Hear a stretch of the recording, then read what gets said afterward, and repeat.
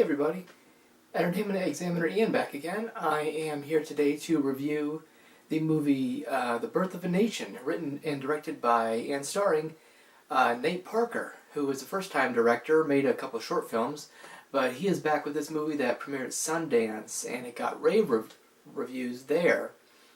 Upon wider release this weekend, it has not gotten the rave reviews that it has gotten, and has been rather overshadowed by a past rape allegation that Parker had when he was in college. That has quite overshadowed the release, and he did an interview on 60 Minutes about it, but it kind of interestingly draws the line between real life and art a little bit, as sometimes is the case with movie releases and the filmmakers behind them.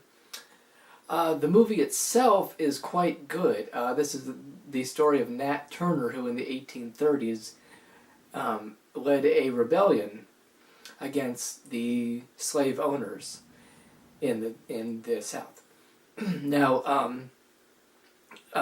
Parker himself plays Nat Turner, and he's very good in this film. And he has a lot of good dialogue and good actors with him, like Penelope Ann Miller, Jackie Earle Haley, and Armie Hammer, who plays the plantation owner, who's very good in this. There's a lot of brutality in this film, like there is in others like it.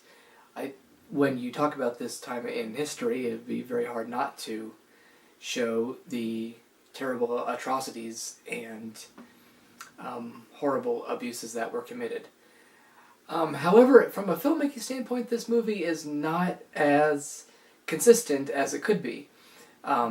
Nate Parker has a good vision. He's very good in the role. The movie is well done, but there's a lot of I think, elements that weren't necessary. The movie itself is 2 hours, which is fine, but there's a lot drawn out. Like, coming into it what it's going to be about, that Nat Turner led this revolution, or this group of slaves against their owners, and it seems like he explains it for too long.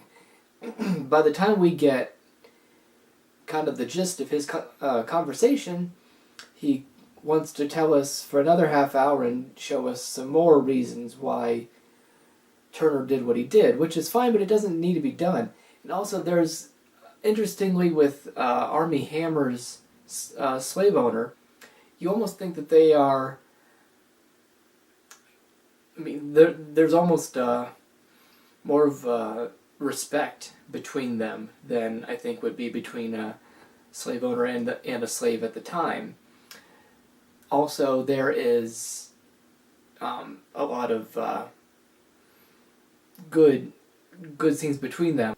His job is to go preach. He's a preacher for other slaves, preaching the word of slavery as interpreted in the Bible, but he in turn uses the Bible and its verses to lead a rebellion.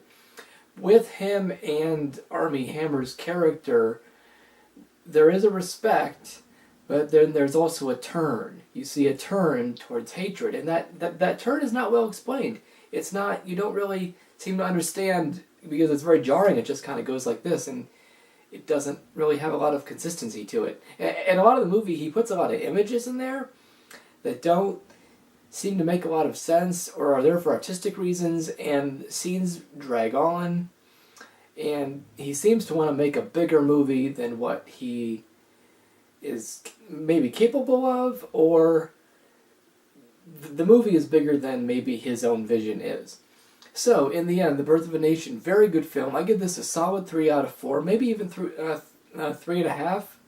If I just went and saw it just a couple hours ago, so I'll let it sit with me a little bit more. So maybe I would give it a 3.5. But overall, 3 out of 4, not as consistent as a film like 12 Years a Slave, which was terrific 3 years ago.